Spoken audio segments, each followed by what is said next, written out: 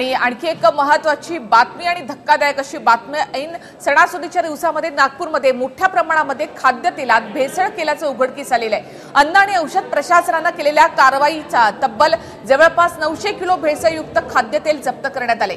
TV9च्या टीमने देखील भेसळखोरांच्या अड्ड्यावर जाऊन या कारवाईचं चित्रण केलं आणि तिथे भेसळीच्या साहित्यासह भेसळ केलेलं खाद्यतेल TV9च्या कॅमेऱ्यामध्ये कैद झालेलं आहे। इतवारी बाजारपेठेमधल्या लक्ष्मी ऑइल विक्रेत्याच्या गोडाऊनवर ही धाड टाकून कारवाई करण्यात आली आहे। या तेलाची किंमत आहे 92,000 रुपयांपेक्षाही जास्त। भेसळीचं साहित्य TV9च्या कॅमेऱ्यामध्ये कैद झालेलं आहे। नागपूरमधली ही घटना आहे। ऐन सणासुदीच्या दिवसात लोकांच्या जीवाशी कसा खेळ सुरू आहे ते या ठिकाणी पहा। 900 किलो भेसळयुक्त खाद्यतेलाचा साठा या ठिकाणी जप्त करण्यात आलेला आहे।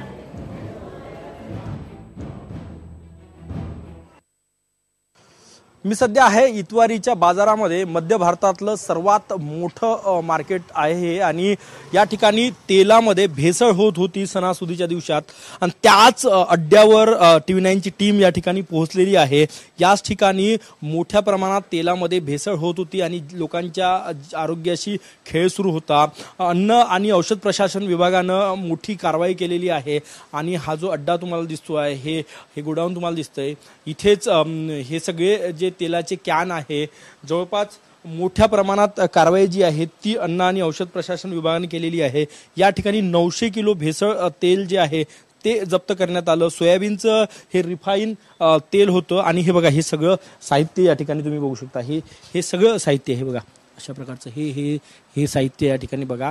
अशाच प्रकारे या ठिकाणी भेसळ सणासुदीच्या दिवसामध्ये हे बघा सील पॅक हे आणल्यानंतर तेलाचे कॅन आणल्यानंतर त्यामध्ये दुसरं कमी दर्जाचं तेल मिसळलं जात होतं, भेसळ केलं जात होतं असं सांगितलं जातं। या ठिकाणी आपल्यासोबत प्रफुल्ल सर आहेत, अन्न आणि औषध प्रशासन विभागाचे अन्न सुरक्षा अधिकारी। सर कशा प्रकारे तुम्ही रेड केली आणि काय कारवाई केली? आम्हाला इथे एक माहिती मिळाली की बाजारात जे नामांकित ब्रँडचं तेल उपलब्ध आहे खाद्यतेल तर त्यांच्या ज्या टीनमध्ये आहे ते साधारण तेल म्हणजे लोकल ब्रँडचं तेल भरून ते नामांकित ब्रँडचं भासवून ते ग्राहकांना विक्री केल्या जाते। म्हणजे त्याच्यासाठी त्यांनी बाजारातून खाली टीन घ्यायचे आणि त्याला ती प्रेस टिकली वगैरे बनावटची प्रेस टिकली आणि लेबल जे आहे म्हणजे टीनचे जे हे आहे त्या ब्रँडेड टीनची रिकामी टीन घेऊन त्याच्यामध्ये तेल भरून ते विक्री करत होता। तर ते अशी आम्हाला माहिती मिळाली। त्यानंतर आम्ही या ठिकाणी तपासणी केली आणि ते जे तेल खाद्यतेल साठवलेलं होतं त्याच्यामधले 3 नमुने पण घेतले आणि तो जो स्टॉक होता तो सर्व जप्त केलेला आहे।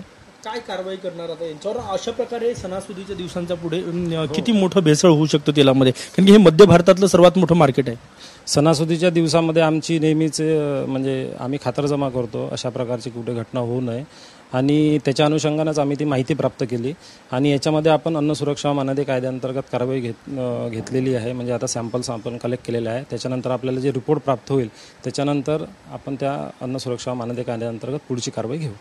नक्कीच पुढची कारवाई करणार आहे। मी हे तेलाचे सगळे नमुने तुम्हाला या ठिकाणी दाखवतो। हे बघा हे तेलाचे नमुने आहे। अशा प्रकारे या ठिकाणी जे आहे ते सर्रासपणे भेसळ जे आहे ते या ठिकाणी होत होतं। खाली कॅन आणले जात होते। सर तुम्ही काही माहिती सांगणार कशा प्रकारे हे सगळे खाली कॅन तुम्ही जे बघताय हे खाली कॅन जे आहे ते अशा प्रकारे या ठिकाणी आणल्या जात होते आणि यामध्ये भेसळ केलं जात होतं। TV9ची टीम जी आहे ती या ठिकाणी या अड्ड्यावर पोहोचलेली ज्या ठिकाणी मोठ्या प्रमाणात तेलाची भेसळ होत होती आणि या सगळे जे कॅन आहे जवळपास 900 किलो खाद्यतेल अन्न आणि औषध प्रशासन विभागानं जप्त केलेलं आहे। मोठी कारवाई।